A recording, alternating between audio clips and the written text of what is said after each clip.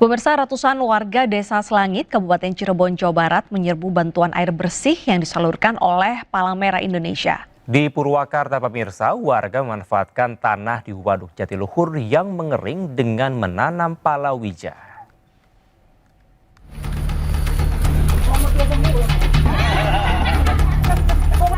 Warga Desa Selangit, Kabupaten Cirebon, Jawa Barat menyerbu truk bantuan air bersih yang dikirim Palang Merah Indonesia. Mereka membawa jeriken, galon, hingga ember untuk menampung air bersih. Bantuan air menjadi berkah bagi warga setelah berminggu-minggu kesulitan mendapatkan air akibat kemarau panjang. Di Desa Selangit, PMI membagikan 4.000 liter air bersih ke sejumlah blok yang terdampak krisis air. Kemarau yang melanda Kabupaten Purwakarta, Jawa Barat selama beberapa bulan terakhir membuat permukaan air Waduk Jatiluhur terus menyusut. Kondisi ini kemudian dimanfaatkan warga untuk menggarap lahan yang muncul akibat surutnya air dengan menanam berbagai jenis tanaman palawija. Sendiri bukan? Bukan, lahan POJ. POJ lahan sumbangan ya mah. Tapi kalau surut airnya dikebunin gitu. Kalau banjir ya nggak apa-apa gitu. jadi warga sudah biasa ya Pak? Sudah biasa di sini, iya. Surutnya permukaan air Waduk Jatiluhur di setiap musim kemarau menjadi kesempatan bagi warga untuk bercocok tanam. Meski hanya bersifat sementara, lahan ini mampu memberikan tambahan pangan serta pendapatan bagi masyarakat sekitar. Tim Liputan iNews melaporkan. Seberapa luas dampak kekeringan di Waduk Jatiluhur Purwakarta, jurnalis iNews Irwan akan melaporkan langsung. Irwan, berapa luas lahan yang digunakan warga untuk bertanam palawija di bendungan? Selamat siang, saat ini saya sedang berada di tepian Waduk Jatiluhur, di daerah Tanggul Ubur. Sudah mengering, sebagian di bagian pinggirnya, mungkin lebih dari sekitar 1.000 meter dari darat dan dari permukaan air sendiri.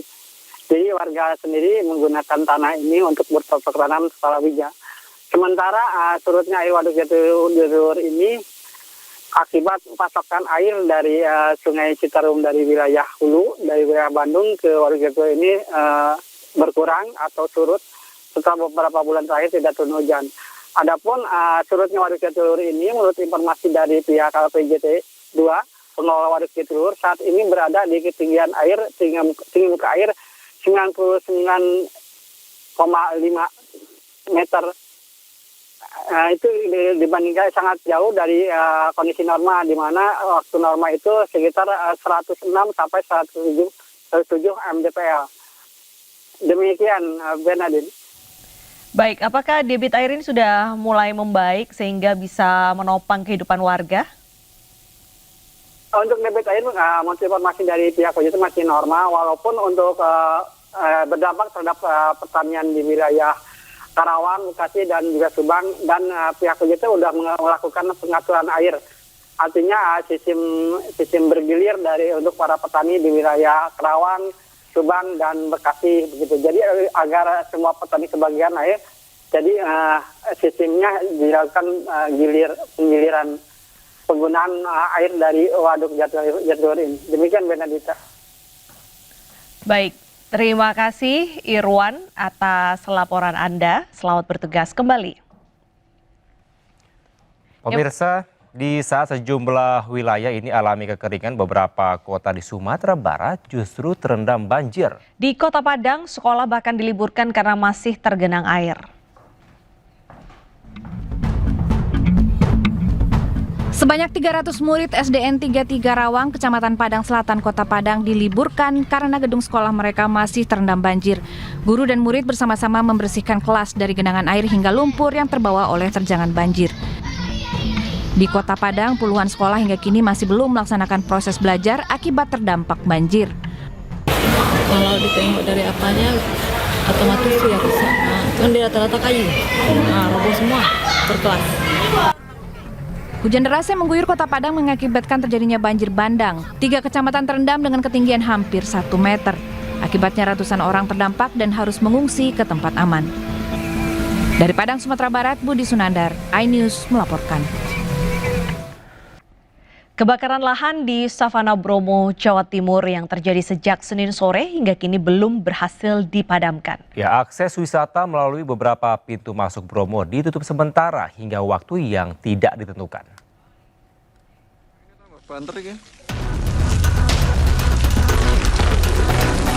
Kebakaran lahan yang terjadi di Blok Bantengan, Kabupaten Lumajang ini nampak dari kawasan Savana Bromo. Api diketahui membakar kawasan tersebut sejak Senin sore. Bakso atau Petugas gado-gado? gabungan dari Balai Besar Taman Nasional Bromo Tengger Semeru, TNBTS, BPBD Kabupaten Probolinggo, dan BPBD Provinsi Jawa Timur sempat memadamkan api agar tidak menjalar. Namun kondisi vegetasi yang kering karena musim kemarau membuat api terus menjalar. Gado-gado Hingga apa Selasa ketoprak? pagi, api masih membakar hingga merambat sampai ke Blok Watu Gede dan Bukit Teletabis. Info sementara titik api itu kan mulai dari pergerakannya dari atas, Pak, dari wilayah Lumajang. Lumajang ya. Sekarang bergerak tadi pagi itu sebagian Bukit Teletabis sudah ada titik api juga. Kemungkinan mengalami pergerakan, tapi sebagian masih di wilayah Lumajang, dengan sebagian kecil yang mulai masuk di wilayah Probolinggo. Di Bukit. Imbas kebakaran ini, Balai Besar TNBTS menutup sementara kawasan wisata dari pintu masuk Malang dan Lumajang. Sedangkan dari pintu masuk Cemoro, Lawang, Probolinggo, dan Tosari, Pasuruan masih dibuka. Namun demikian, wisatawan dan warga dilarang mendekati kawasan yang terbakar di area savana. Sementara proses pemadaman api masih terus berlangsung. Dari Probolinggo, Jawa Timur, Hana Purwadi, iNews melaporkan. Sementara pemirsa, kebakaran hutan dan lahan di wilayah Kalimantan terus meluas. Sejumlah petugas tumbang karena kelelahan dan terpapar asap saat melakukan pemadaman kebakaran.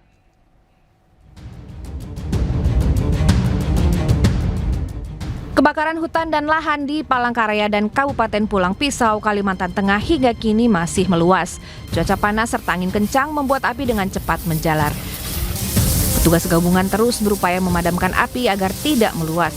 Banyaknya titik api yang bermunculan membuat petugas bekerja ekstra. Kondisi ini menyebabkan 5 petugas Dalkarhutla Dinas Kehutanan Kalimantan Tengah jatuh sakit.